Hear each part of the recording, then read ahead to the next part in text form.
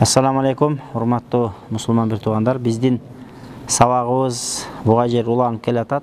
Мына бүгүн 6-7 сабак болуп калды болуш керек. Тасаввуф боюнча болчу. Исламда ал-ахкам шар'ия, шарият өкүмдөрү негизинен 3 багытка бөлүнөт. Биринчи багыты бул акыйда, Аллахты тааныткан илим десек болот кыскача. Экинчи багыты бул ахкам, шарият өкүмдөрү, адал арамды үйрөткөн багыт. Üçüncü bağıtı bu ahlak, adab ahlak, içki dünyanı tarbiyaloo, tazkiyatun nufus, nafsini tazaloo, arulandırуу meselesi. Ошол боюнча мынакей 5-6 сабактан бери алым уламалардын айткан сөздөрүн айтып келатабыз. Биз мусулмандар ушундай. Мусулмандар Пайгамбар саллаллаху алейхи вассалам өз хадисте айткан: "Кул хадихи сабили ад'у илаллахи ана Ad'u ilallahi ala basiratin ana wa man ittaba'ani." Kur'an'ın ayatı. Aytqın deyt Muhammed sallallahu aleyhi ve sellem peygamberimizga: "Hadihi sabili." Bul menin jolum. Ad'u ilallah. Menin jolum qanday jol dese, Allah'a çakırgan jol. Ala basiratin degende alımlar tafsirde ilimdin negizinde. Demek ala basiratin degende tafsirde alımlar ilimdin negizinde Allah'a çakırat deyt da. Ana men Oman ittaba'ani jana meni erçigenlerin jolubuz, bizdin jolubuz şunday. İlimdin negizinde, alım ulamaların sözünü ba, ilimdin negizinde ne kılabız? Allah'a çakırgan jol dedi. Demek bizdin şariat, ilimler jön ele ozon oz, birөөдөн uğu ele ulamış katarı bir epos je dastan katarı kabul kılınbayt. Din degen ilimdin üstüne kuralgan, jön ele miş ayın gepter menen dindi karmanış mümkün emes. Oşon üçün ilham şariatta dalil bolu eseptelbeyt. Oşon üçün түш şariatta dalil bolu eseptelbeyt. Egerde paygambar bolsa al başka mesele, bolbosa jönököy adam birөө geldi, түш gördü. Түшү al şariatta bir şer'i bir küçke emes, anın түшүнөн bir şariat hökümünü alış mümkün emes. Azırkı кезде көпчүлүк учурда ошол bir маалыматтар жүрүп атат, баланча түш көрүп туруп, чүкүнтө түш көрүп турган чикере экен, минчи керек экен деген şariat жок. Ол түш шариат болуп эсептелбейт. Мүмкүн ошол түш, ошол бир адамдын өзүнө ишара болушу мүмкүн. Аны бүтүндөй үммөткө шариат кылып карманып алыш бул туура эмес. Анткени түштөн шариат алынбайт. Бул окшогон көп маселелер бар. Бүгүнкү биздин өтөлү деген сабагыбыз баяат маселеси. Тасаввуф жолунда, тасаввуф илиминде, мындай тагыраак айтканда, тарикат жолунда баяат маселеси бар. Баяат деген кыргызча айтканда кол берүү. Bayaattın türleri var. Bayaattı uçurunda alımlar, kitapterde alımlar bölüt. Padişaha verilgen bayaat. Misal üçün biz az padişanı şaylap atpaylı. Bayağı prezidenti şaylapda galasavanya verip atpaylı. Doğuş berүү. Oşol doğuş berүү bul bayaatta. Oşon üçün bizde өлkөdө kaysı bir kimdekin prezidentike je deputattыкka özünün talapkerligin koya turgan bolчу bolso, kimdin prosenti güçlü olsa, oşol adam köpçülük doğuş menen prezidentlik taktıga oturat da. Şariatta da şunday nerse var. Bunu şariattın tilinde bayat deyt. Adamlar gelip Peygamber sallallahu aleyhi ve sellem'ga bayattın türleri var. Bayattın türleri mınday çıkanda kol berүү. Kol berip, ant berip, şert berip, oşol adam menen bir boluğa ne kılуу söz berүү degen bul şariatta bayat degen mesele. Bul tarikatta şariat içinden imenda 3-cü bölügü oşol şariat tarikat meselesinde, tasavvuf meselesinde bayat degen düşünük var. Bayat degen düşünük kanday dese, misal üçün Peygamber sallallahu aleyhi ve sellem'in göz ötkөндөн kийин adamlar halifalarga bayat kılan. Halifalarga gelip bayat kılgandagı bütünдөй musulmanlar gelip oşol жерден bir ozdon Hazreti Abu Bakr Sıddık'a gelip değerli köpçülük musulmanlar bir oğuzdan geltirip Hazreti Abu Bakr Sıddık'tı Peygamberimizin halifası kılıp bayat kılıp doğuş berip Hazreti Abu Bakr Sıddık zakonduu türdө Peygamberimizin orun basarı olup eseptelgen. Anan keyin Hazreti Umar, anan Osman, anan Hazreti Ali olup esepteldi. Bizde Ahlü Sünnet vel Cemaat'ta 4 mazhapta teң. Uşul 4 imamdı. Hazreti Abu Hanifa, Hazreti Umar, Hazreti Abu Bakr Sıddık, Hazreti Umar, Hazreti Osman, Hazreti Ali radıyallahu anhum bardığın Peygamber'din çınığı zakonный muraskerleri halifaları deb esepteybiz. Oşondoy etikattabız. Анткени пайгамбар саллаллаху алейхи вассалам өзү хадисте айткан, халифалык менден кийин 30 жыл болот, андан кийин жөн эле падышачылык башталат, андан кийин зулумдук башталат деген. Анткени ушул 4 халифанын халифалык доорунда алар кылчалык дагы адамга зулумдук кылганга жол берген эмес. Чыныгы Алланын өкүмү менен адамдарды шарият өкүмү менен баштаган. Ошон үчүн пайгамбарыбыз өзү берекелүү хадисинде менден кийин халифалык менин орун басарларым 40 жылга уланат, 30 жылга. 30 жылдан кийин не болот деген? Анан кийин уже жөн эле падышачылык, бийлик башталат, зулумдук башталат деген. Ошондуктан биздин ишенимде пайгамбар саллаллаху алейхи вассаламдын чыныгы халифалары ким деп ишенебиз? Ушул 4 сахаба. Андан кийин уже халифалык деп айтылбайт. Андан кийин жөн эле падышалык болуп кала берет. Анткени эмне дегенде зулумдук аралашып кетип атат дейт да. Анан кийин бүгүнкү биздин сабакта баяат кылганда падышага кылынган баяат бар. Баяаттын 3 түрү бар негизинен. Падышага кылынган баяат. Экинчиси, негизи биринчи өчүрөттө пайгамбарга берилген баяат болот. Пайгамбарга берилген баяат, пайгамбарга келген учурунда сахабалар, мына бул жакта Курандан да окуйбуз, аяттар бар. Пайгамбарыбызга келип туруп, алар сөз беришкен. Зына кылбайбыз, уурлук кылбайбыз, балдарыбызды өлтүрбөйбүз, арак ичпейбиз, калп айтпайбыз, гыйбат кылбайбыз деп туруп, алар пайгамбарга баяат кылган. Анан ошол Курандагы хадистеге кирген баяат окуяларынан аалымдар жыйнап келип туруп, баяатты түрлөргө бөлгөн. Баяаттын бардыгы эле бир өңтөй эмес. Биринчи класс, экинчи класс, үчүнчү класс деген сыяктуу эле түрлөргө бөлгөн. Ошол түрлөрү туурасында. Анткени кээ бир учурда ушундай да, адам баласында бизде ушундай маселе бар. Мусулман адам өзү бир жакшы бир олия шейхти таап, ошол кишиге баяат кылып, ант берип, сөз берип, ошол кишиден вазифаны алып, анан вазифаны аткарыш керек. Дейбиз да. Ошончо бирөөлөр айтышы мүмкүн, таксыр деши мүмкүн. Сен каяктан сүйлөп атасың? Далилиң барбы? Пайгамбардын учурунда, сахабалардын учурунда андай болгон эмес го. Сен каяктан бөйрөктөн шыйрак чыгарып атасың десе, ана аалымдар мындай кылып атайын китептерди жазып койгон. Мисалы үчүн мындай жөнөкөй эле мисал алайлы, биз Куран үйрөнөбүз. Мына могул таксыр Куран үйрөнүп атат менден келип. Биринчи келгенде мен муалим санни берем, алфавитти жаттап келдим. Ана алфавит жаттап келгенден баланын күчүнө жараша бир теманы берем, муну эртең окуп кел дем. Эртең аны окуп келсе, уже баланын зээни байкалат. Күчтүү болсо, бир күндө эле жаттап келет. Слабый болсо жана алфавитти 5 күн жаттай албай жүрөт. Демек, ошол баланын дареметине жараша, зээнинин күч кудуретине жараша тапшырма берет. Ошентип мисалы үчүн кээ бир балдар ушундай, бир бетти Куранда бир күндө жаттайт. Мен өзүм бала кезде Куран жаттап жүргөндө билем, 1 саатта бир сүрөнү жаттайт элем. Кул аузу бироббил фалак, кул аузу бироббин насты 1 саатта жаттайт элек. Кийин ошентип баягы Куран окуй бергенден кийин ошондой баягы зээни ачылган ошондой болот экен. Бир бетти 1 саатта жаттап коесуң, даже жарым саатта деле жаттап коесуң. Азыр мисалы үчүн каарылар ошондой. Каарылар жан келгенде бир күндө 2,5 барак жаттайт. Но 2,5 ошондой 5 бет жаттап койгон каарылар болот да. Башында жарым бет, анан 5 катар, 10 катар, 14 катарга жери болот да. Ошентип келип туруп, этегинде келип туруп, бир күндө 5 бет Куран жаттаган балдар болот. Бул деген бир паранын 4төн 1 деген сөз да. Ошентип отуруп бала анан Куран жаттайт. Ошентип отуруп бала сарф, нахви, араб тил, грамматика, фикh илими, акида илими, хадис илимдеринде ушундай өзүнүн нормасы менен берилет. Өзүнүн нормасы бар, дозасы бар, чеги бар. Ошол норма менен берилип отуруп, анан балдар 10 жыл, 15 жылдан аалым болуп чыгат. Анан көтөрө албаган жүктү келип туруп, бир күндө келип туруп 50 баракты окуп келесиң деп койдуң. Ал бала бели сынып калат, бели кыйшайып калат. Ошол сыяктуу бул такыбалыкта дагы, зикир кылуу маселесинде дагы устаттар болот.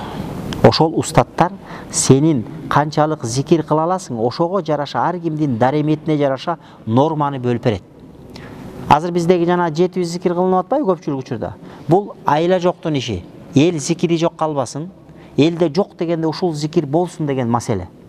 Бул эң минимальный, болбоду дегенде өлдү, эчтеке кыла албады дегенде, жок дегенде элибиз зикирден кур калбасын, жок дегенде тили зикир менен нымдалып турсун деп аалымдар атайын ошол тартипти түзүп койгон. Болбосо бир күндө 100 000 зикир тарткандар бар. Демек, ошол тартипти үйрөнүш үчүн биринчи өчүрөттө барасың. Сен мисалы медресеге барасың да, балдар. Мисалы үчүн бул балага мен 1 пара Куран жатта дейм. Тиги балага 2 пара, бул балага 3 пара дейм. Анткени ар ким деңгээлине жаша. Ошон үчүн биринчи курс, экинчи курс, үчүнчү курс болуп бөлүнөт. Анан ар кимдин истедадына, деңгээлине, даярдык деңгээлине жаша тапшырмалар берилет да. Бул тарикат жолунда дагы, зикирде да ошондой болот. Анткени адам зикир кылып бергенде зикирдин ажайып нерселери башталат. Ажайып нерселери башталганда анын баягы биздин тил менен айтканда дозасы, нормасы көп болуп кете турган болсо, адам көтөрө албай калышы мүмкүн да. Ошондуктан мунун өзүнүн нормасы менен берип туруш үчүн бир жакшы ошондой зикир, сайры сүлүк деп коебуз. Сайры сүлүк деген бул тарикат жолундагы атайын сапар бар. Мисалы үчүн илим жолунда бирөө медресеге келди, 7 жыл окуйт. 7 жылдык медреседеги окуган жолу бунун сайры сүлүгү да. 7 жылда кээ бирөөлөр сайры сүлүктү толук бүтүрүп, 7 жылда окуп бүтүп диплом алым болуп чыгат. Бирөөлөр 1 жылдан кийин кетип калат, бирөөлөр 2 жылдан кийин кетип калат, бирөөлөр 5 жылдан кийин кетип калат да. Орто жолдо же дипломдон жок, чала була дамыл болуп калып калат. Тарикат жолунда бул такыбалык жолдо дагы сайры сүлүк деп өзүнүн нормасы бар. Башталган чеги бар, бүткөн чеги бар. Ошол сайры сүлүктү бүтүргөндө адам баласы чыныгы бир толук кандуу бир үлгүлүү бир мусулманга айлана алат дагы. Ал жүргөн жеринде гүл чыга турган, кадам койгон жеринде чөп чыга турган болот. Азыр бизде ушундай да, кээде сен баскан жер куурайт да. Биз ушундай бир адамга айланып калганбыз. Анткени биздин ички дүйнөбүз бүт баары чирип калгандагы, биз жүргөн жерде биз нары кадам койгон жердин бардыгын булгап, эмете тургандай бир деңгээлге жетип калган чагыбыз да. Ошондуктан ошондой бир шейхти таап туруп, анан ошол шейхке баяат кылат. Баяат дегенде ал адамга сөз берет. Анан сөз берип, мен сизге мындан ары шакирт түшөм, сиз мага тапшырмаларды бериңиз, мен сиздин эмеңиз менен аткарайын деп. Мына ол мечитти курганда деле башаламан эле келип кура берген жок да. Бүт баары өзүнүн нормасы менен биринчи фундамент курулду, анан дубалын тургузду, анан чаптай турган чаптады, анан эң этегинде келип туруп могу узорлорун чийди. Оймо чиймелерин чийди. Биринчи эле келип оймо чиймесин чийип чыштаса болбойт. Өзүнүн тартип эрежеси бар. Ошондуктан бул жолдо дагы бардык эле жолдо өзүнүн тартип эрежеси бар да. Мындай дейт.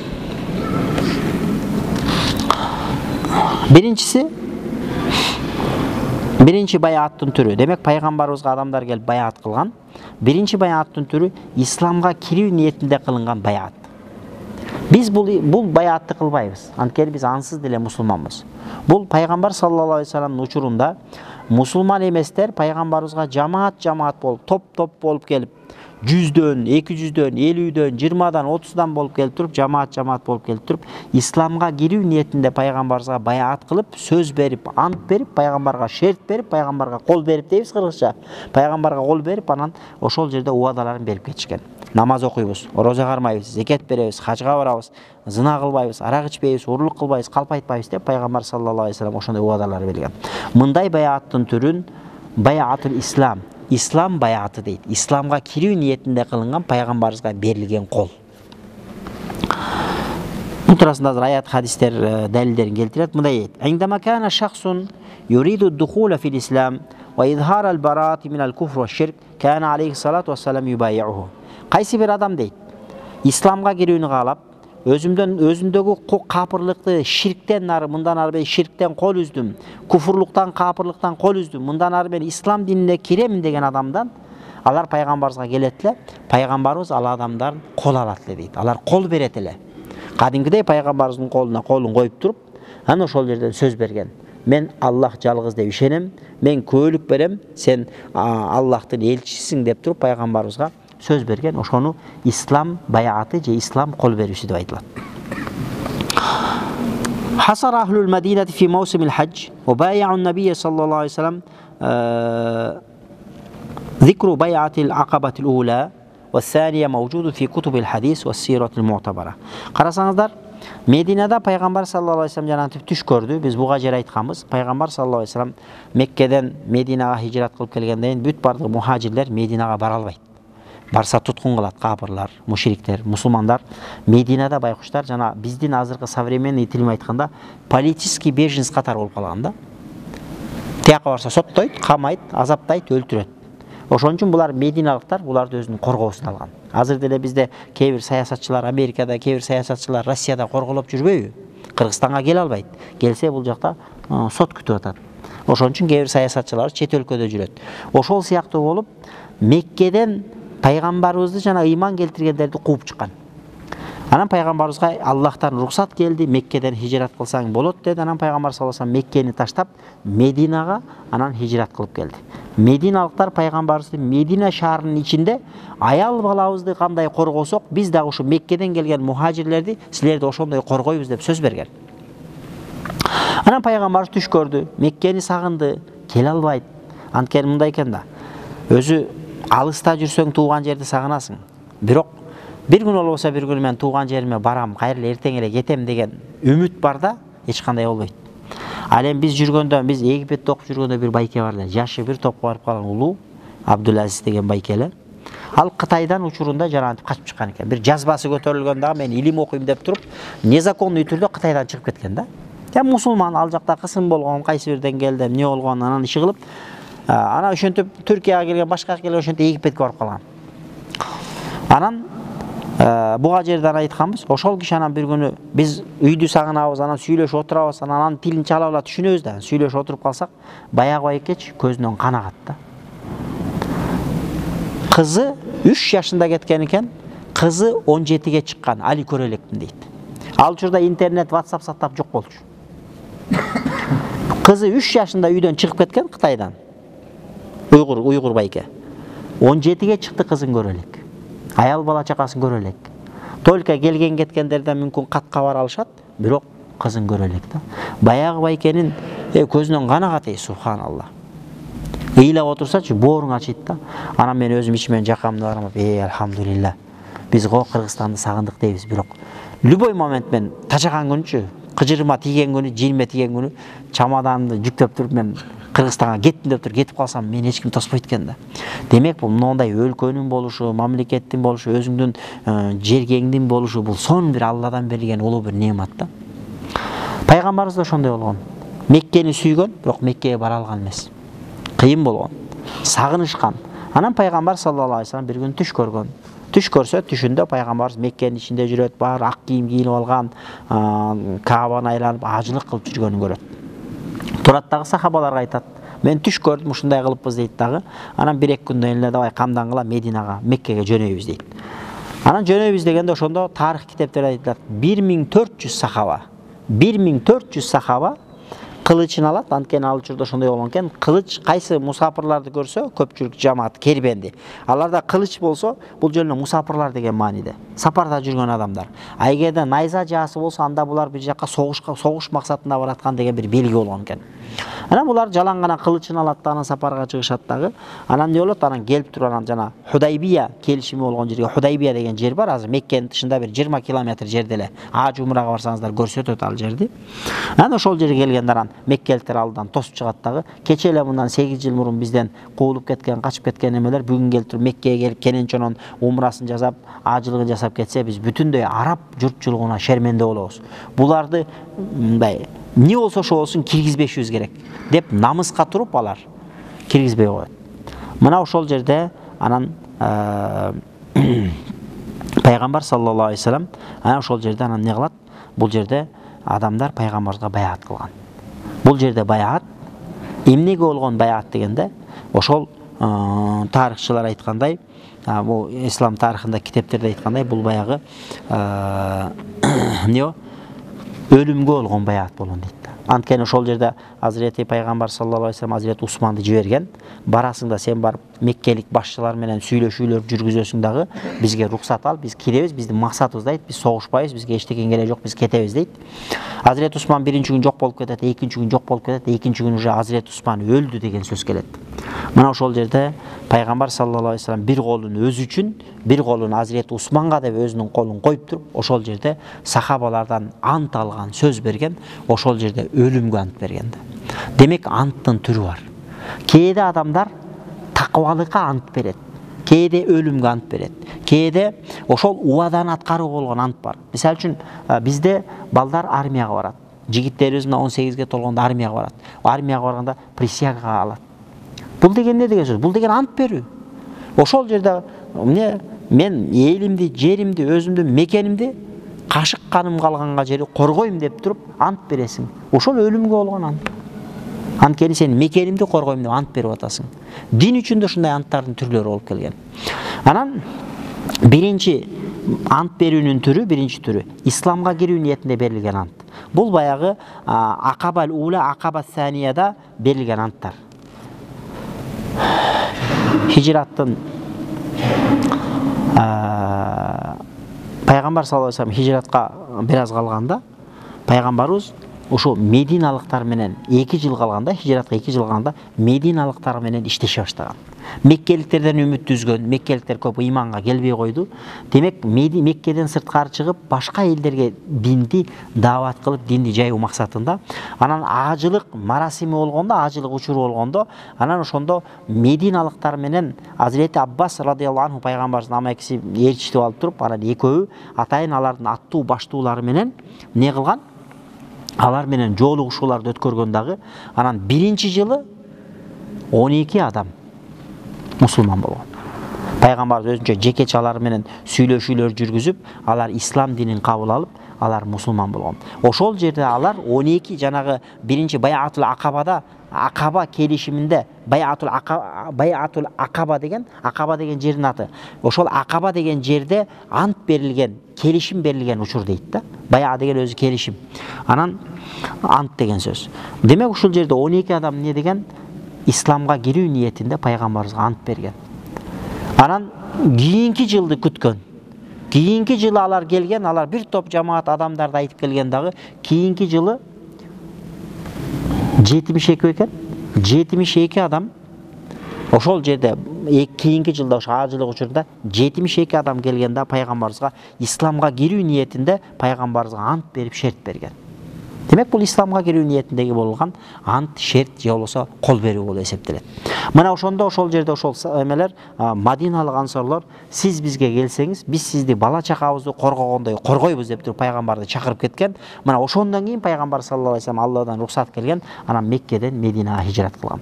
Ушул Акаба келишим, биринчи Акаба келишими, экинчи Акабадагы келишим, ошол жерде пайгамбарыбызга берилген колдор булар исламга кирүү ниетинде берилген колдор болуп эсептелет дейт. Ал эми азыр биз дагы кол беребиз. Бирок биз туулганы энеден курсагынан чыкканы биз ыңалаганда биз мусулман өкүмүндө болобуз. Ошон үчүн ыңалап чыккан бала өлсө, ал келимени айтпаса дагы биз жаназа окуп, кепиндеп туруп намаз окуйбуз. Анткени ал мусулман. Ата-энеси мусулман адамдан туулган бала ага автоматтык түрдө мусулман деген өкүм берилет. Ага сен мусулман бол, шахадат келмесин айт дебейбиз. Көчөдөгүлөргө деле мусулман болуу ниетинде шахадаттын келмесин айт дебейбиз биз. Жөн эле эскертүү ниетинде, бир соопчулук ниетинде айтып койчу деген мааниде болот. Анткени биздеги элдин бардыгы кылымдардан бери мусулман болуп келген. Ким эле муртат болуп динден кайра кайтып кетпеген болчу болсо. Экинчи келишимдин түрү, экинчи кол берүүнүн түрү ошол өлүмгө болгон келишим дейт. Ошол жерде жанагы 1400 сахаба топтолуп, Азирет Усман өлдү деген сөз чыкканда пайгамбар саллаллаху алейхи ва саллям ошол жерде сахабалар топтоп туруп, баягы биздин тил менен айтканда этегине жерип турабыз. Эгерде өлүм болсо өлүмгө да даяр болобуз деген мааниде ошол жерде жигитче алардын сөзүн алган. Бул өлүмгө болгон ант болуп эсептелет. Азыр бизде деле ошол нерсе бар. Мисалы жанагынтип солдаттар аскерге барганда, же мына военныйларыбыз, милициялар деле ошол элди жерди, жада калса врачтар дагы ошол диплом алып атканда, башкасын кылып атканда ошол ага эжекелердин астында сөз берет. Мен ушул ак, адал мээнет элдин ден соолугун сактап калууга колумдан келген кызматымды жумшайм деп туруп элдин астында сөз берет да. Бул деле ошо баяаттын бир түрүнө келет. Исламда бул нерсе мынакей. Демек биринчи баяаттын түрү исламга кирүү ниетинде кылынган баяат, экинчи баяаттын түрү ошол тарыхтагы өлүмгө кылынган баяат. Мындай дейт. Саламат ибн ал-Аква деген сахаба айтат. Ва кана мин ахли хадихи баяати суила марратан. Бир жолу ушул жанагы пайгамбар менен 1400 сахабалардын арасынан бирөөсүнөн сураптыр. Ала айи шейин баяатум Расулуллах саллаллаху алейхи ва саллям ямал Худайбия. Ошол Худайбия келишиминде эмнеге ант бердиңер деле дегенде баянаху алал маут. Өлүмгө ант бергенбиз. Анткени эгерде Азирет Усмандын өлгөндүгү чын болсо, биз дагы этегине жери турабыз дагы, же ары же бери болобуз деп туруп ошого ант бергенбиз дейт. Бул баяаттын бир түрү. Ошон үчүн Алла Таала бул ушулардан ушул кылган, ошол жердеги Кудай үчүн берген сөзүнө Алла Таала ыраазы болуп, Фатх сүрөсүндө ошол нерсе келет да. Аузу биллахи минеш шайтанир раджим. Бисмиллахир рахманир рахим. Инна фатахна лака фатхан мубина лиягфира лака Аллаху ма тaqaddama min zanbika ва ма тааххар ва ютимма ни'матаху алейка ва яхдияка раббука сирата мустақима деп келтирип, инналлазина юбайюунака иннама юбайюуна Аллах ядуллахи фаука айдихим. Инналлазина юбайюунак, чындыгында сага кол бергендер, сага сөз берип, сага ант бергендер, иннама юбайюуна Аллах, акыйкатта алар Аллага сөз берип, Аллага ант берип, Аллага кол бергендер дейт. Ядуллахи фаука айдихим, Аллахтын колу алардын колунун үстүндө дейт да. Бул деген сөздүн мааниси эмне? Сен убадаңды бузбасаң, Алла убаданы бузбайт деген сөз да. Демек, ушул жерде, ушул аяттардын негизинде эмне? Өлүмгө ант берилген. Демек, бул анттардын түрлөрү. Биринчи исламга келүү ниетинде болот. Аны өлүмгө ант берилген, бул тарыхтагы окуялар.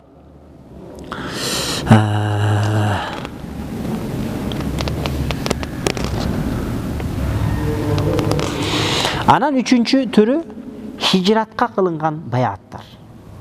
Хижрат мындай дейт. Qala al-Haris ibn Ziyad as-Sa'idi أتيت رسول الله صلى الله عليه وسلم يوم الخندق وهو يبايع الناس على الهجرة فقلت يا رسول الله بايع هذا على الهجرة فقال ومن هذا؟ قلت حوط بن يزيد وهو ابن عمي فقال إنكم معشر الأنصار لا تهاجرون إلى أحد ولكن الناس يهاجرون إليكم. Üçüncü bayattın türü hicratka kılıngan bayat deydi. Hicrat degen söz oşo Mekke'den Medine'ye göçüp geliyor. Demek bul жерде şunday okuya var eken, Haris degen sahaba Peygamberimizga gelin deydi, Handak gününde. Handak soğuşu bul hicrattın 5. yılı olgun. Hicrattın 5. yılında musulmanlar 3000 bolgon, Araplar, Arap urulары 10.000 kol kurap, Medina'dagı musulmandарды жер менен жексен кылабыз, musulmanдарга биретоло чекит коюп, булар таза жайылып кетти, буларды жок кылабыз деп 10.000 адам кол топтоп келген. Ошондо Пайгамбар саллаллаху алейхи вассалам Медина шаарынын ошол бир тарабына узундугу 25 километр чукур казган, хандак казган. Чукурдун көлөмү ушунчалык болгон, ат менен кирген адам чыга албайт, ичине түшүп кеткен адам өйдө чыга албай тургандай болгон. Ошончолук деңгээлде бир айда казган ошону. 3000 сахаба bir ayda ошол 25 километрлик хандакты бир айда Аллахтын бир немеси окуялары бар. Пайгамбар бир чоң таш чыгып анан ташты бисмилла деп пайгамбар урганда жарылып кеткен окуялар бул тарыхта бар. Кыскасы, ошол хандак күнүндө адамдар келип пайгамбарыбызга баяат кылган. Эмнеге баяат кылган десе, хижратка. Hicratка да кадимкидей келип баяат кылган экен. Я Расулалла, мына мен Меккеден хижрат кылып келдим. Мен ушул Мединада болом, сиздер менен болом деп туруп пайгамбарыбызга хижрат ниетинде баяат кылган дейт. Hazreti Haris айтат. Мен бир туганды амакимдин баласы дейт да, атамдын агасынын баласын эшитип алып бардым дейт, инимди дейт. Аталаш бир туган экен.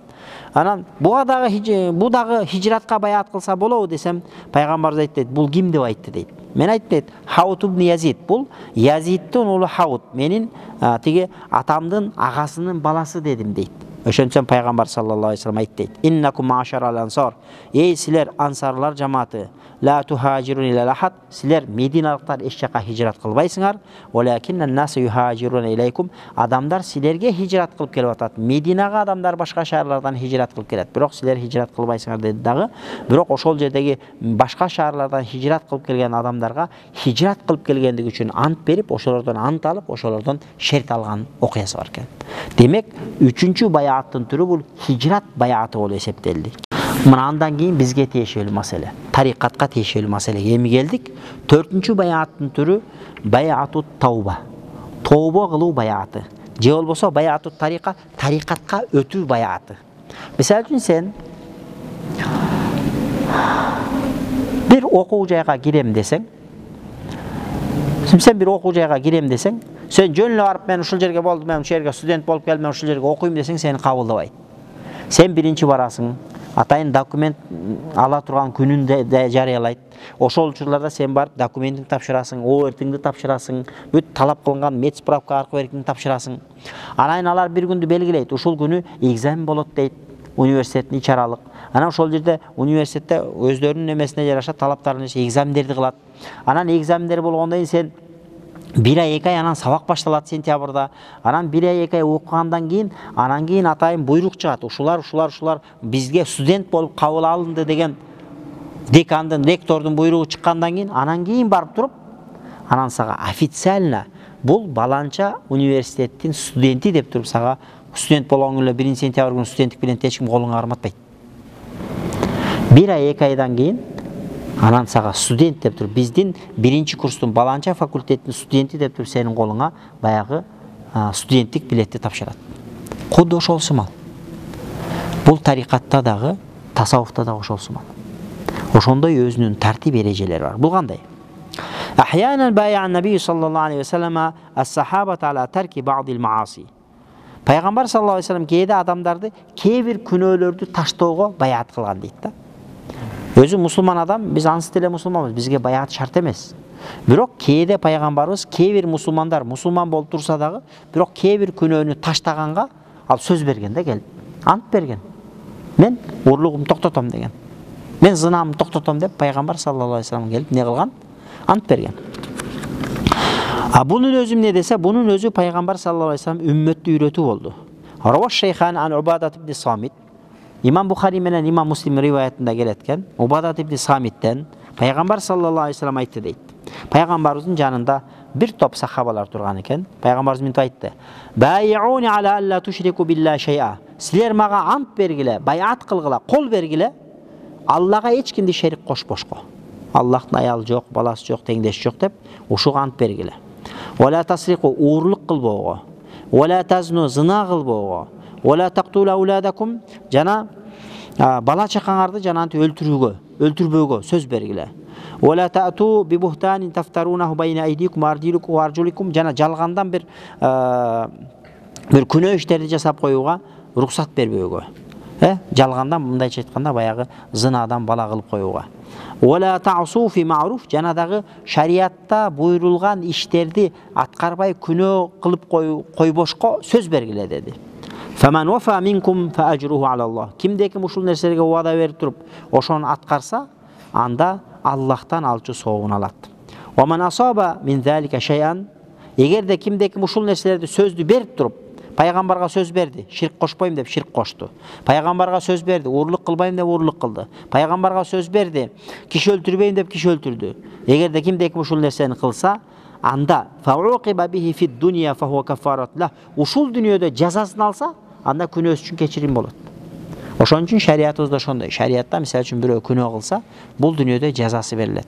Урлук кылса, мисалы үчүн шарият боюнча өлчөмү бар, 10 дирхамдан асса, биздин мазхаб боюнча кол кесилиш керек. Моерден. Туурабы? Же болбосо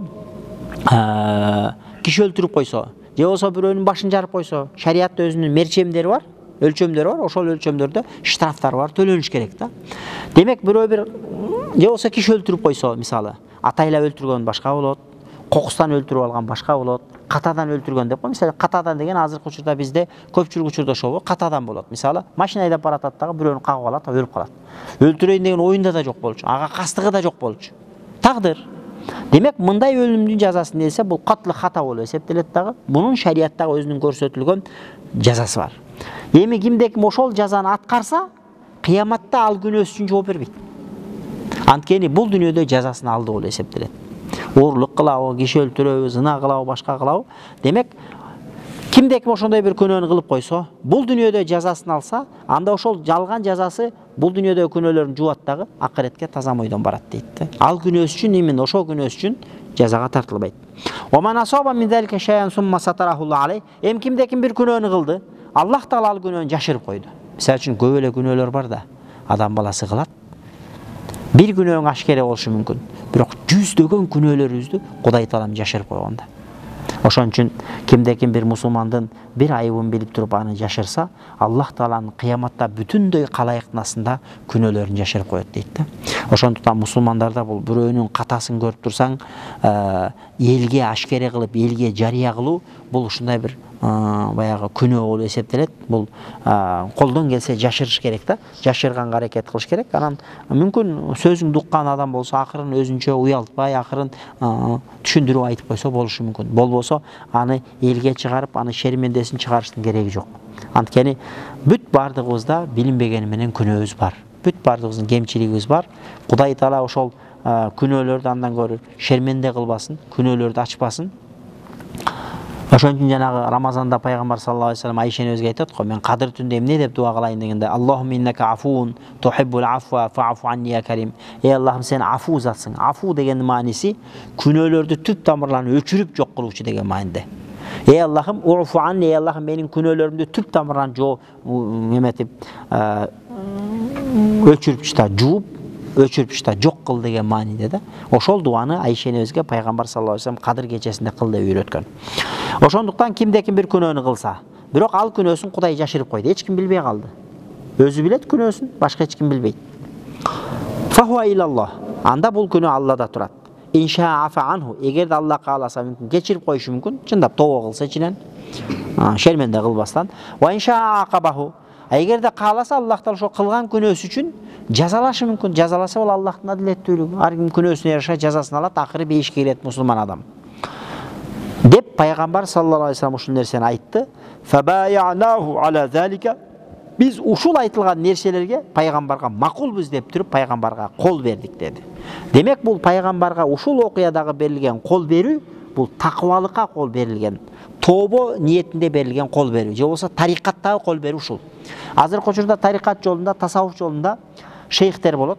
Ошол шейхтерге барып кол берет. Ошол кол бергенде мусулман болуш үчүн кол бербейт ал жерде. Бардыгыбыз мусулманбыз. Шейх дагы мусулман, биз дагы мусулманбыз. Биз кол беребиз такыбалыкка. Тооба кылуу ниетинде. Анткени кээде мындай да, адам баласы күнөө кылдың, өзүң ey Алла кечире көр, ey Алла кечире көр десең, кечирим сурап атасың. Бирок сен алсызсың, күнөөкөрсүң. Бирок бир адам бар, ал сага караганда Кудайга жакыныраак. Сага караганда такыбараак. Анын дуасы сага караганда көбүрөөк кабыл болушу мүмкүн. А мындай олиялар, аалымдар албетте бизге караганда Кудайга жакын адамдар дагы. Булардын биз 100 жолу дуа кылсак, бир дуабыз кабыл болсо, булар 100 жолу дуа кылса жок дегенде 50-60 мүмкүн 70-80 дуасы кабыл болушу мүмкүн. Ошондуктан ошондой адамдарга барып, кол берип, колубузду созуп туруп, такыбалыкка, тообого баяат кылабыз. Анан ошол адамдар жана университетке деле документинг тапшырып, анан атайын бир процесстер бар да, ошол процесстер бүткөндөн кийин анан барып сен барып ошол окуу жайдын же ошол медресенин тиги студенти катары кабыл кылынасың. Ошол сыяктуу ошол шейхке шакирт түшүштүн жолу ошол. Барасың, баяат кыласың, баяат кылгандан сен официально ошол кишинин шакирти болосуң. Ага жери, мисалы үчүн, сен шакирт болуп эсептелбейсиң. Ага жери сен жөн ошол кишини сүйгөн бир мусулман тааныш киши катары, мусулман бир бурадар, мусулман бир тууган катары эсептелесиң. Бирок сен бирөөгө шакирт түшөм десең, именно тарикат жолунда, тасаввуф жолунда. Анда сен барасың да ошол адамга кол бересиң. Кол бергенден сен официально уже чынжырга илешесиң. О, пайгамбардан бери келаткан ошол олиялардын чынжыры болот.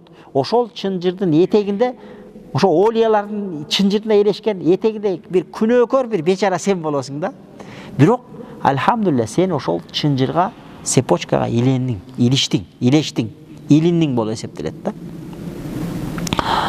А демек, сен мусулмансың ансы деле, баяат кылбасаң деле болот, намазың окуй берсең болот. Бирок сен күнөө болсо, башка болсо, неме болсо, жалгыз калып калышың мүмкүн. А сен тиги чынжырга илешкенден сен уже көпчүлүк менен болосуң. Баягы эмне деп коет, күрүштүн шылтоосу менен күрмөк суу ичип туруп эле. Ошондой да. Күрүштүн шылтоосу менен күрмөк суу ичип туруп болобуз да биз. Ошондой жакшы адамдардын берекеси менен бизге окшогон күнөөкөрлөр дагы ошонун берекеси бизди мындай каптап кетет экен дагы, баягы кызыл жабар болуп эле бактылуу болуп жатып калабыз да. Ошондуктан бул тообо кылуу баяатынын түрү бар. Демек тарикатта ушул жол, тарикатчылар, тасаввуф жолундагылар баяат кылганда ушул тообо кылуу, күнөөдөн тообо кылуу үчүн шейхке эмне кылат? Баяат кылышат.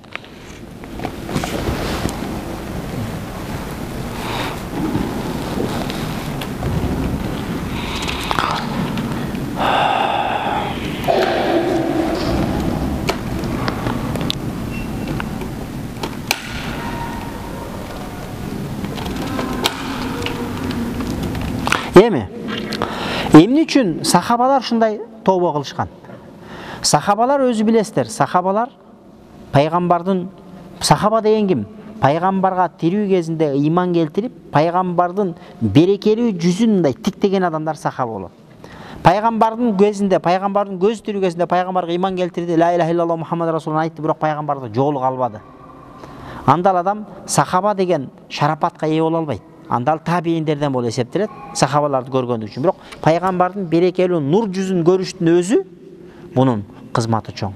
Ошон үчүн дүйнөдөгү бүтүндөй олиялар, азыркы кездеги дүйнөдөгү бүтүндөй олияларды алып келсе, пайгамбарыбыздын жөн эле көзүн көргөн, бир шариатта илими деле жок, бирок пайгамбарыбыздын көзүн көрүп, пайгамбардын аркасында 2 рекет намаз окуган сахабага даражасы жетпейт. Мен алыммын деген адамдын дагы. Анткени жөн эле пайгамбарыбыздын бир жамалын көрүп коюунун даражасы ошончолук да. Ошон үчүн бул тарикатта дагы ошондой шейхке шакирт түшүүнүн даражасынын орду бар. Ошону айтып атат. Лимада ихтажа сахабату иля хадил бай'a. Сахабалар эмне үчүн бул күнөөдөн кайтуу тобосун пайгамбарыбызга сөз берип, ант берип, зына кылбайбыз, урлук кылбайбыз, киши өлтүрбөйбүз деп атат. Болбосо булар сахаба деген улуу даражага жетти го дейт. Эмнеге минтишти десе, ли та'лимил уммати. Үммөткө таалим үчүн. Бул сахабалардын бул кылган иши биз үчүн тарбия. Демек сахабалар ошол сахабалык макамда туруп, даражада туруп, алар дагы пайгамбарыбызга келип такыбалыкка сөз берип, зына кылбайм, урлук кылбайм, арак ичпейм, баламды өлтүрбөйм, калп айтпайм деп ант берген дейт да.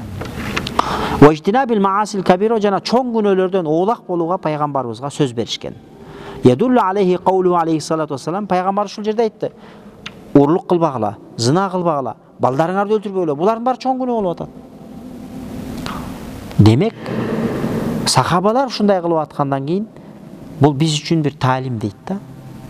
Анткени биз сахабалар ушундай нерсеге сөз берип атканда биз биринчи очередде бул нерсеге биз сөз берип, ант берип, кол беришибиз керек. Анткени сахабалар ким, биз ким? Азыр дүйнөдөгү пайгамбардын үммөтүнөн чыккан менмин деген аалымдар, менмин деген олиялар дагы жөнөкөй илими жок эле пайгамбарды көргөн, ыйман келтирген бир жөнөкөй карапайым Фатиханы оңдоо окуй албаган сахабанын даражасына жетпейт. Анткени сахабалардын баардыгы эле аалым болгон эмес, сахабалардын арасында даражалар болгон, күчтүү аалымдар болгон, эптеп ошо аттахиятты окуп, намазын окуган деле сахабалар болгон. Бирок алардын сахабалыгы пайгамбардын нур жүзүн көрүүсүнүн өзү алардын даражасын көтөрүп койгон. Анан сахабалар ушинтип пайгамбарыбызга баяат кылыптыр такыбалыкка. Тобо кылуу ниетинде, күнөөдөн тобо кылуу ниетинде баяат кылыптыр. Бунун эмне болгон пайдасы бар десе, Аллахтан болгон өзгөчө бир соопко ээ болуу дейт.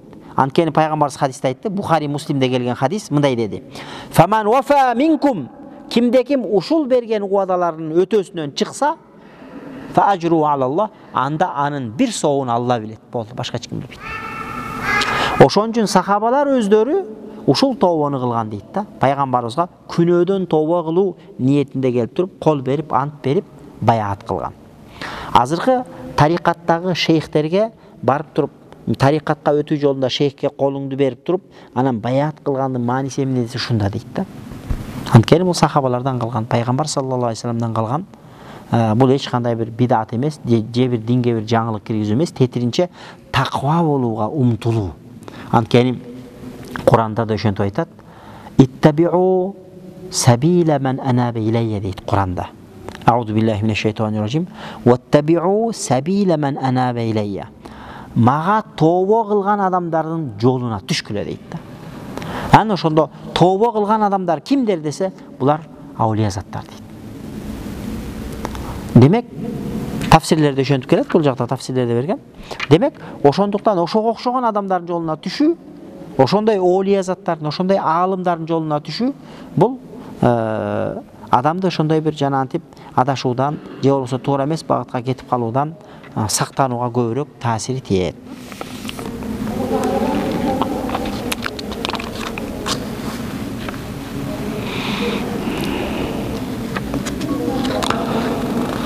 Мынакей, Мумтахина сүрөсүндө 12-нчи аятында карасаңыздар, Курандын аяты. Аузу биллахи минеш шайтанир ражим. Я айюхан набийю, иза жаакал муъминату юбайи'нака. Эй пайгамбар дейт. Я айюхан наби, эй менин пайгамбарым дейт. Иза жаакал муъминату, эгерде сага мусулман аялдар келсе, юбайи'нака баят кылганы, ант бергени, кол бергени келсе, эмнеге кол бергени келди? Алла юшрикна билла шейа, Аллага шерик кошпойбуз деп. Сахабалар, аялдар ушундай болгон.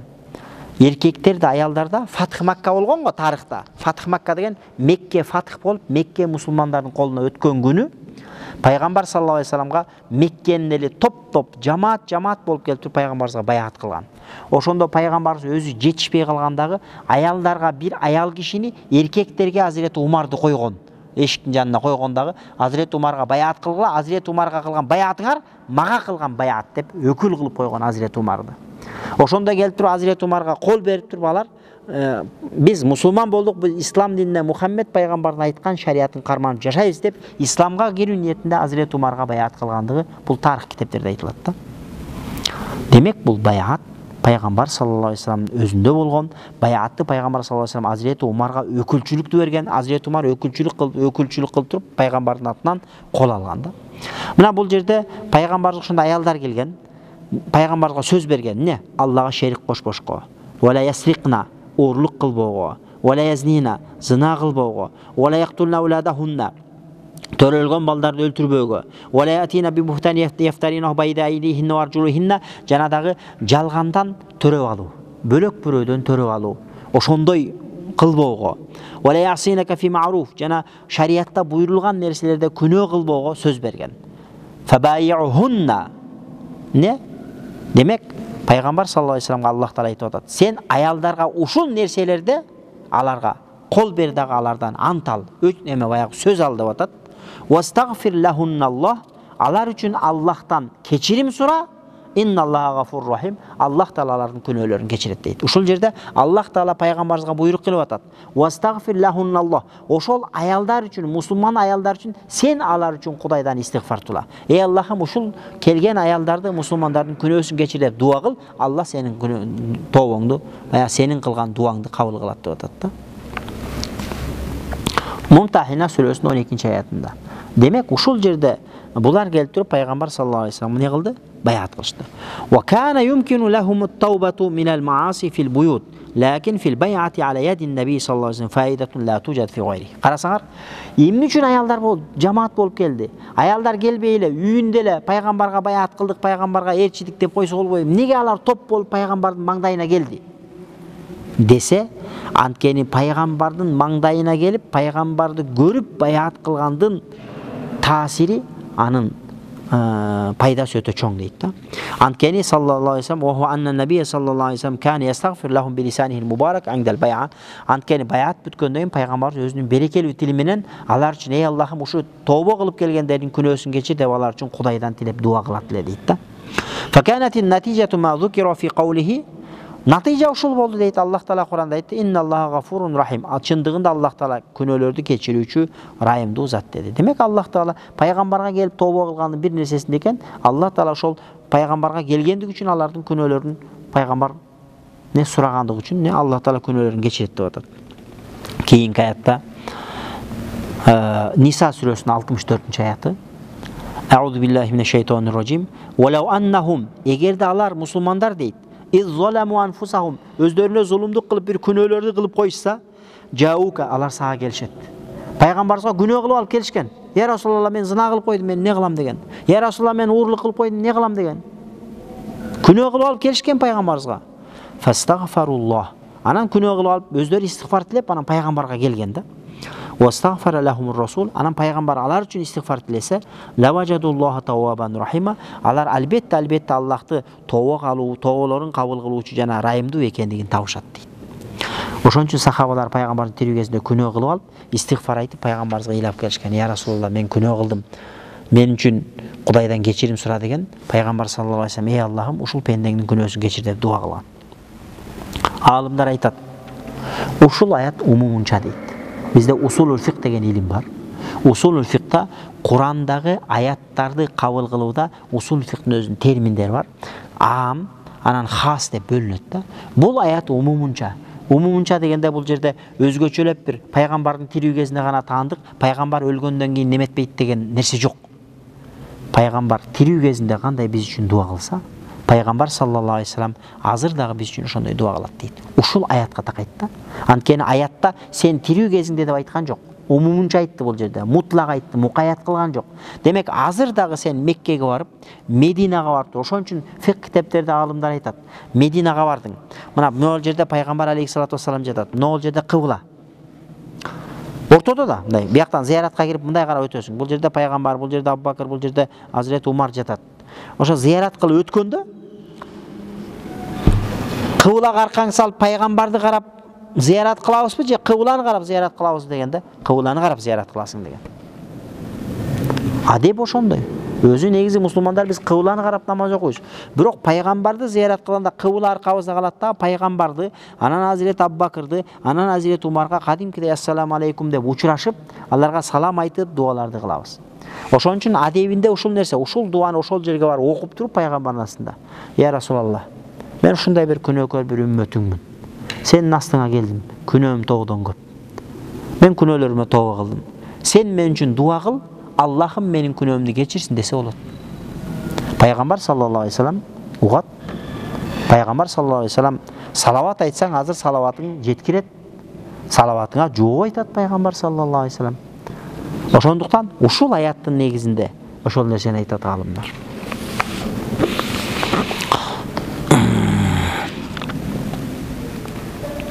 Демек, ушул аяттардан билинди, фаулима анна фаидатал бай'ати ala yadin nabiy sallallohu alayhi wasallam anna nabiyyur rahmati yastaghfir lahum va yaghfir lahum zunubahum bisababihi. Пайгамбардын жанына келип баяат кылганынын себеби ушунда экен. Пайгамбар алар үчүн дуа кылат экен, и пайгамбардын дуасын Алла кабыл кылат дейт. Шек күмөнсүз дейт да. Ошондуктан аялдар да үйдө жатып эле биз пайгамбарга баяат кылдык деп койбостон, өздөрү пайгамбардын астына келгенин дагы маселеси ошондо дейт да. Мына ушул баяаттын түрү азыркы биздин күнүбүздө тарикатчылар кылып аткан баяат мына ушул баяат. Күнөөдөн тооба кылуу ниетинде кылынган баяат болуп эсептелет дейт. Мындан башка дагы бир топ хадистерде келген дейт. Наам, хунака риваятун адида. Ооба, бул жерде бир топта башка хадистер бар. Равал имаму Муслим, имам Муслим Сахих Муслимде риваят кылган дейт. Ибн Мажа риваят кылган. Анна набия саллаллаху алейхи вассалам бай'a таифатан минал мухажирин алла ясалу ахадан. Пайгамбарыбыз мухажирлерден бир топ адамдарга баяат кылган экен, эч кимден эч нерсе сурабагыла деп. Кээде биз адамдардан сурай беребиз го. Зарядчиң берип койчу, 5 сом берип турчу, анан шыпырыңды берип турчу депчи. Пайгамбар саллаллаху алейхи вассалам андай кылган эмес экен. Колдон келишинче ошондой кылбаган, бул улуулардын сыпаты экен да. Бизде көпчүлүк учурда ушундай болуп кеткен азырчы. Ушунчалык деңгээлде болгон. Мына бул жакта хадисте келет. Камчысы жерге түшүп калса, камчы аттын үстүндө туруп, камчымды алып берип койчу деген эмес экен да. Мен Расулуллага сөз бергем, эч кимден эч нерсе сурабайм дегем, өтүнбөйм дегем деп туруп, аттан өзү түшүп өз колу менен алган. Ушунчалык убадага бек болгон. Мына ошол окуя. Мындай дейт. Пайгамбар саллаллаху алейхи вассалам мухажирлерден бир топ адамдарга эч нерсени сурабайм, эч кимден эч нерсе сурабайм деп ант беришкен дейт. Тамамул хадис, хадистин толугу мындайча. Анна Ауф ибн Маликин ил-Аш'аи деген адам айтат. Кунна индан наби саллаллаху алейхи вассалам 9 ва 8 ва 7. Пайгамбардын бир жолу жанында отурат элек. 8, 9 же 7 кишибиз дейт. Пайгамбар саллаллаху алейхи вассалам айтты: "Ала тубайуна Расулаллах?" Силер Алланын элчисине кол бербейсиңерби, баяат кылбайсыңарбы деди дейт. Биз айттык: "Эй Алланын элчиси, биз уже баяат кылып бүткөнбүз" деп айттык дейт. Эмнеге баяат кылышыбыз керек? Уже бүттүк го десек, пайгамбар саллаллаху алейхи вассалам айтты: "Ала алла та'буду илля Аллах, илля лиллах." Бир гана Аллахка, алла та'буду илля Аллахта, бир гана Аллага сыйынууга ант бергиле. Ва ла тушрику би шай'a, Аллага шерик келтирбөөгө ант бергиле. Ва салаватул хамс, жана 5 убакыт намазды калтырбай окууга ант бергиле. Ва тути'у, жана пайгамбардын айткан өкүмдөрүнө баш ийүүгө ант бергиле, сөз бергиле деп туруп дагы баяат кылдырды. Ва асарра калиматан хафиятан, анан шыбырап бир сөздү айтты дейт. Шыбыраганда ушул нерсени айтты да, баягы 7-8 киши айткан акырын шыбырап туруп: "Ла тас'алун наса шай'a", эч кимден эч нерсе сурабайм деп сөз бергиле деген. Фалакад раайту бa'да улайка нафар ясқуту сауту ахадихим фама яс'алу ахадан юнавилуху ия. Ошол жана 8 сахабанын бирөөсүн көрдүм дейт. Кээде аттын үстүндө турганда камчысы жерге түшүп калса, ошол камчымды алып берчи деп эч кимден суранбайт эле дейт. Анткени пайгамбар саллаллаху алейхи вассаламга эч качан эч кимден эч нерсе сурабайм деген, жада калса аялына да мен топумду алып берип кой, шымымды алып берип кой деп суранган эмес да. Мына ошол такыбалык. Ушундай баяаттын түрлөрү болгон дейт. Hazreti Cerir ibn Abdillah деген сахабаны билесиздер, хадисти көп риваят кылат. Бул адам айтат: "Баяатун набийя саллаллаху алейхи вассалам ала нусхи ли кулли муслимин." Сахих Муслимде келет экен бул хадис. Жарир ибн Абдилlah айтат: "Мен пайгамбарга ант бергем дейт, кол бергем дейт. Эмне нерсеге десе, ар бир мусулман үчүн жакшы насаатымды айтам деп сөз бергем дейт да. Пайгамбар ушундай сөз берген экен. Азыр бизде ушундай да. Баягы ад-дину ан-насиха дейт го. Дин деген бул насаат. Бирөө сенден бир муктаж болуп келип, жакшы бир кеңеш сураса, жакшы кеңеш багыт берип коюуга күчүң жетип турат дагы, кээде сараңдык кылып коесуң да. Бул шариатта күнөө. Бизде азыр көп учурда ошондой да. Мисалы үчүн кээ бир адамдар ушундай да. Бизнесте уже жолго түшүп калган. Көз жетип турат. Азыр 500 сом берсең деле, 5000 сом берсең деле, бир айдан кийин ал миллионго көтөрүп коет. Бизнестин жолун билип алган да. А бир байкуш бар, колунда 50 миң турат. Бирок бүгүн салса эртең 500 сом менен калышы мүмкүн да. Ал бизнестин көзүн таба албайт байкуш. Анан байке деп келет да. Чайын алып бербем, сиз ушундай эми бар тажрыйбаңыз бар. Ушул нерседе бир аз мага бир консультация берсеңиз десе, акырын билмексем болот дагы. Жакшы эле айтып келет дагы, бирок эң негизги жерин айтпай коет да. Анан баягы жер келет да, баягы опкасына түшөт да, 500 миң күйөт да, анан банкрот болот, анан инсульт болот, сахар болот, анан депрессияга түшөт да. Hazreti Cerir ibn Abdillah айтат: "Мен ар бир мусулманга колдон келген ачык кеп кеңешиңди берем деп мен пайгамбарга сөз бергем" дейт да. Ошон үчүн пайгамбарыбыз хадиси бар. Ад-дину ан-насиха. Дин деген бөлөк бир мусулман үчүн чын дилден күйүп бышып ага өзүңдүн жакыныңа өзүң үчүн кандай күйсөң, ошондой бөлөк бирөөгө кеп кеңешиңди айт дейт да. Сараңдык кылба, жакшы пикириңди сараңдык кылба, жакшы идеяңды сараңдык кылба дейт. Ан Умми Атия радıyallahu anh, Умму Атия энебизден пайгамбарга баяат кылдык дейт. Неге десе, ахада алейна набий саллаллаху алейхи вассалам индал баяат алла нанух. Пайгамбар бизге баяат кылган учурда биз пайгамбарга баяат кылып кол бердик, ант бердик, шерт бердик. Неге дейт? Кошок айтпоо. Кошок айтпоо ант бердик дейт. Нияха дегенде ошо өлгөндө кошок айтуу. Кошок айтуу дегенде жана тагдырга нааразы болуп, биз мындай болду, андай болду деген маанидеги нерселер.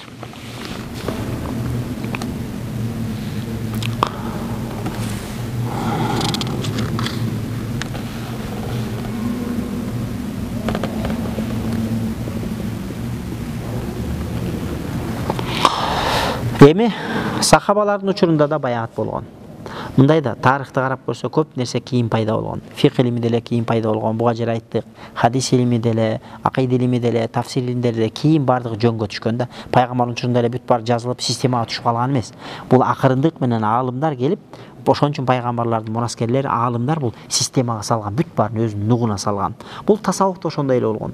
Сахабалардын учурунда ошол тарикатта бир шейхти таап баяат кылганбы десе, жок, андай болгон эмес дейт. Сахабалардын учурунда адамдар келип эки нерсеге два в одном болгон дейт да, биздин тилмен айтканда. Азирет Абу Бакырга келип туруп кол берип, мен сени биздин халифабыз деп кабыл алдым дегенде, ошол дүниөлүк нерседе дагы ошол нерсени халифа падыша катары, руханий тарбияда дагы ошол адамды падыша катары кабыл кылган болуп эсептелген дейт да. 4 сахабанын учурунда төртөөндө тең ушундай болгон дейт. Атайын өзүнчө болгон эмес. Анан кийин булардан алыстагандан кийин, анан кийин таквалыктагы шейх менен өкмөттү башкарган шейх ажыраган. Өкмөттү башкаргандар булар падышалар болгон. Ал эми дин жакөлөрүндө ошондой болуп келген. Дүңгүрөгөн ислам тарыхында 1400 жылдан бери ислам тарыхы жашап келген. Осман империясын эле ала турган болчу болсоң, ошол учурда ошондой болгон. Падышалар алар аалым болгон, бирок кайсы бир деңгээлде алар саясий маселе башка болгон, бирок дин жаатында аалымдар башка болгон.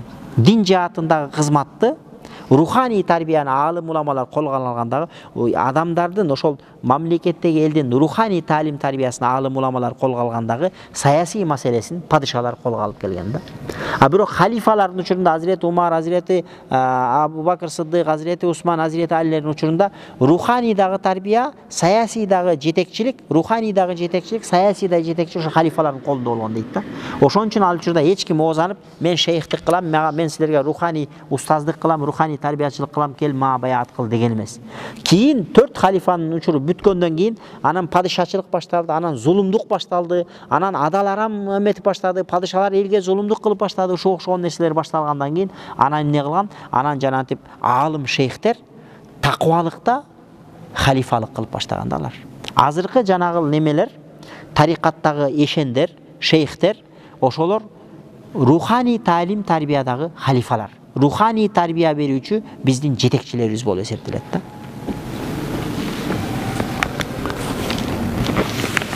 Эми жанатан бери эле биз айтып атабыз, ушундай бир шейхти табыш керек, ошол кишиге баяат кылыш керек. Ошонун өкүмү эмне? Шариятта өкүм болуш керек да. 5 убакыт намаз окуш парыз. Витр намазын окуш важип. Азан айтыш сүннөтү муаккада. Же болбосо мечиттен кирип келгенде тахиятул месчит окуш бул мустахаб. Тахиятул месчит окуш мустахаб да, туурабы? Ал важип эмес. Аны эч ким важип дебейт. Ал мустахаб амал. Ошол сыяктуу бул шейхти тапсаң, ошондой бир аулия шейхти тапсаң, ошол шейхке баяат кылып кол бериш шариятта өкүм эмне десе, кээ бир аалымдар айтат экен сүннөт дейт. Аалымдарда ихтилаф. Талаштар. Кээ бир аалымдар айтат сүннөт дейт. Кээ бир аалымдар айтат мустахаб дейт. Кээ бир аалымдар айтат важип дейт. Анан демек бул ошол адамдардын жашап аткан элдин деңгээлине да жараша болот экен да. Анткени шариятта өкүмдөр бөлүнөт. Кээ бир шарият өкүмдөрү кыяматка чейин эч кандай өзгөрбөйт. 5 убакыт намаз. Эч кайсы аалым келип 4 убакыт же 3 убакытка чыгара албайт. Булар мындай өкүмдөрдү савабит өкүмдөр деп коет. Бул өкүмдөр өзгөрүлбөйт. Рамазан айынын орозосу эч ким келип туруп, Шаабанды да 2 ай орозо тутасың деп эч ким шариятты кошо албайт аны. Кээ бир шарият өкүмдөрү бар, ага аалымдар эч нерсесин алып салып же кошо албайт. Ал өзгөрүлбөйт. Алладан ошондой өкүм келген бүттү. Экинчи кээ бир шарият өкүмдөрү бар. Алар адамдардын деңгээлине жараша, адамдын руханий байлыгына жараша, адамдардын илим билимине жараша кээ бир өкүмдөр өзгөрүлүп турат. Кээде фарзга айланса, кээде мустахабка түшүп калат. Ошон үчүн азыркы кезде бир чоң аалым бар. Ошол аалым айтат экен да, азыркы биздин заманда баяат кылуу важип дейт.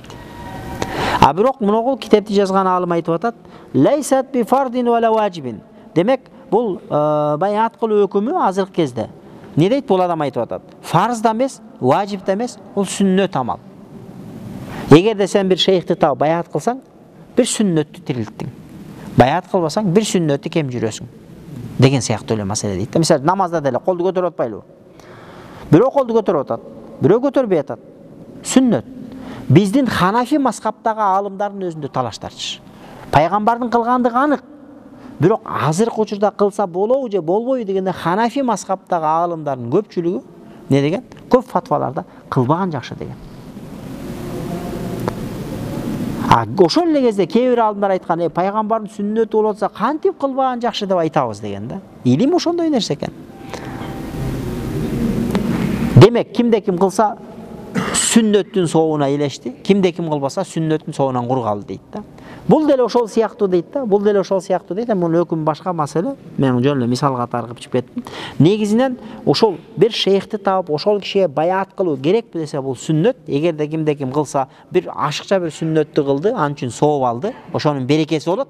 Эгерде кимде ким ага андай кылбаса, андал анын үчүн күнөөкөр болуп, же анын үчүн бир нерседен кур калды болбойт. Болгону бир сүннөттү аткара албады болуп эсептелет. Кимде ким ушул нерсени аткарса, бир сүннөттү аткарыптыр. Элден ашыгыраак жакшы болуптур. Кимде ким аткарбаса, анын үчүн бир элден аркада калып таза бир жемеге кала тургандай нерсе эмес дейт. Эми ин лам юбая ахадун фамада якун. Эч кимге баяат кылбаса эмне болот десе,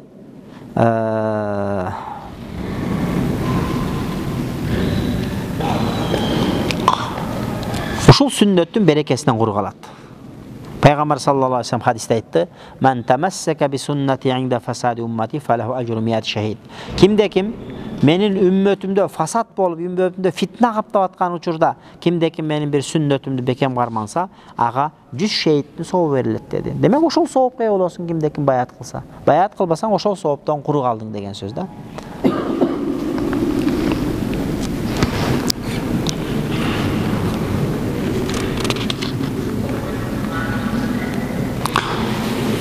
Эми көрүнгөн эле адамга барып баяат кыла берсе болобу десе жок болбойт.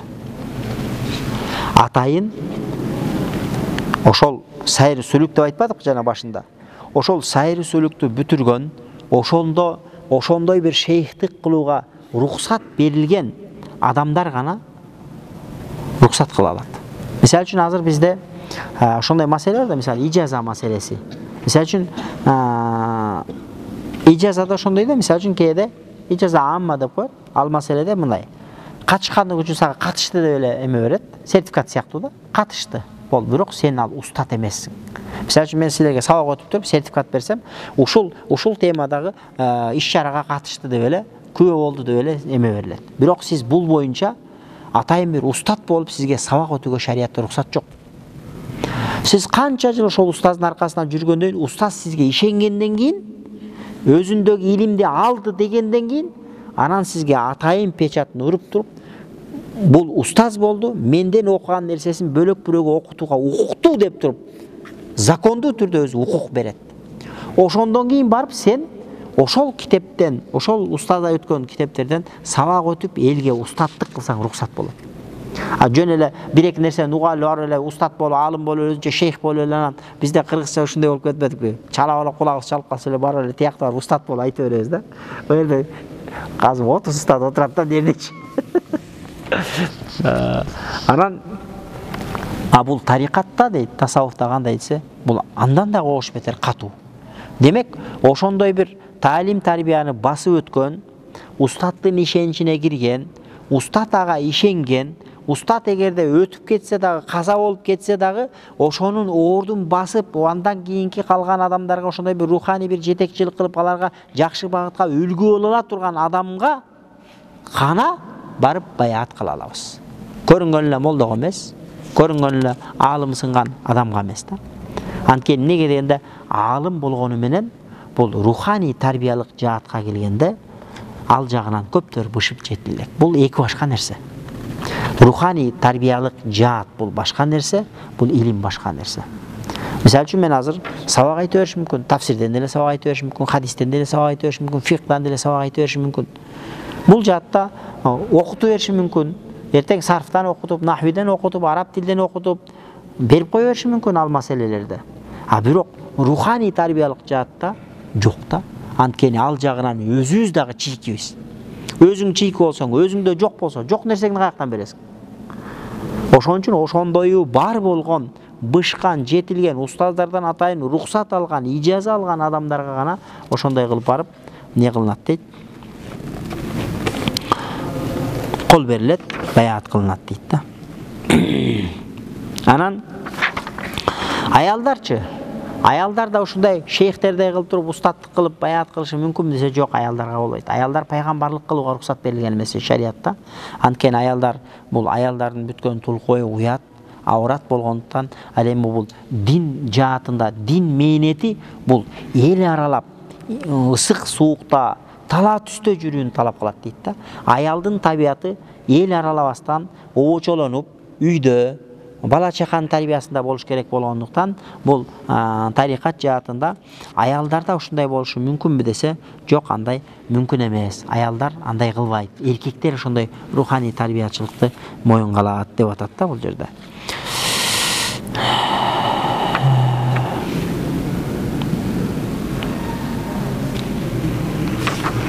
Анан кийинки маселе, эркектер пайгамбарга колун берип немет эткен. Же болбосо колун бербесе, пайгамбар саллаллаху алейхи вассалам, же болбосо пайгамбарыбыз баягы кол бергенде, эгерде адамдар көп болсо, баягы селде бар го, селдени жазып берип туруп, селдени кармап анан баяат кылат экен. 1-2 адам болсо колун сонот, колун созуп анан баяат кылып ант берип шерт берген дейт. Эгерде көпчүлүк болсо, анда селдени созо коюп туруп, селдени жаза коюп туруп эле, анан селдени кармап, ошо менен ант берсе болушу мүмкүн дейт. Буга кайсыл окуя десе, буга алымдар ошол окуяны далил кылат экен. Жанагыл неме окуя. Пайгамбар саллаллаху алейхи вассалам 35 жашында болгон. 35 жашында болгондо Меккени билесиздер, Меккеге азыр көпчүлүк умрага барып атат. Меккеде билинбегени менен ал жактын куму башкача болот дагы. Кичекей бала тийсе 5 метр жерге агып барат да. Бизде андай эмес. Биздин топурактарда чоң киши зара кылса деле ошол жерге соруп кетет. А бу Мекке, Медина, Египеттин да немеси жер кыртыш ошондой да. Кичекей бир жарым стакан сууну төксөң 5 метрге агып барат ошол суу. Сиңбейт. Кумдун үстүндө агат да, таң каласың. Анан Саудияда ошондой, Меккеде азыр деле ошондой. Жамгыр жаса бир аз эле бир 5 мүнөт өткүн жайыт. Биздегидей жумалаган жамгыр жок. 5 мүнөт өткүн жайыт, бирок машинени агызган сел жүрөт да. Ошондой. Анан Меккеде багандай 2000 тоо болгон экен пайгамбардын учурунда. 2200 тоо болгон. Мекке шаары тоонун арасында эле курулган да. Анан ошон үчүн азыркы учурда меккеликтер бар ошо таш тоолорду сыдырып алып салып турган ошол жерге жанагы бийик гостиницаларды куруп атпайбы? Анан сел аккан. Сел акканда Кааба болсо жердин ошол Меккедеги эң ылдый жерде болуп эсептелет дагы. Сел агып эле ошол Меккеге барып топтолуп кала берген дагы Ибрахим алейхиссалам курулган дуал кулап кала берген. Арадан көп убакыт өткөндө анан кулап калган. Анан ошол жерде булар адал мээнет менен биз Каабаны курабыз деген дагы. Анан кийин ошол учурда да азыркыдай процентке берген аябай күч алган экен адамдарда. Процентке берип эметишкен. Анан кийин пайгамбар саллаллаху алейхи вассалам не кылган? Баягы анда пайгамбар боло элеккенси, ал пайгамбар келе элеккенси Меккелик курайыштар биригишкен дагы адал мээнет менен топтолгон акчага гана курабыз. Процент арам, өздөрү арам экенин билген, амал кылышканда азыркы биздегидей эле болгон да. Анан не кылган? Анан адал акча менен курганда, анан жанагы 4 буштук кылганда биягында такадай болгон жерине адал акча жетпей калган. Ошентип калып калганда бияг курулуп калган. Анан тарыхта ошо 4 жолу Каабаны куруп неметкен ислам тарыхында. Анан ошол жерде пайгамбар саллаллаху алейхи вассалам не деди? Кийин Каабаны кургузуп бүткөндөн кийин кара ташты ким коет дегенде, бардыгы билесиздер, тарыхты жакшы билесиздер, Мухаммед пайгамбарыбызга чечим болгон, Мухаммед пайгамбарыбыз кое турган болгон. Бирок Мухаммед саллаллаху алейхи вассалам пайгамбар ошол жерде көрөгөчтүгү, акылдуулугу келген дагы баягы узун чапан чечип туруп, ар бир урудун башчылары келип туруп чекеден кармап туруп чогуу койгон да. Ушул хадисти далил кылат экен да, жанагынтип тобо кылганда көпчүлүк болсо селдени жазып ошону кармаса болот деп ошол нерселерди далил кылат.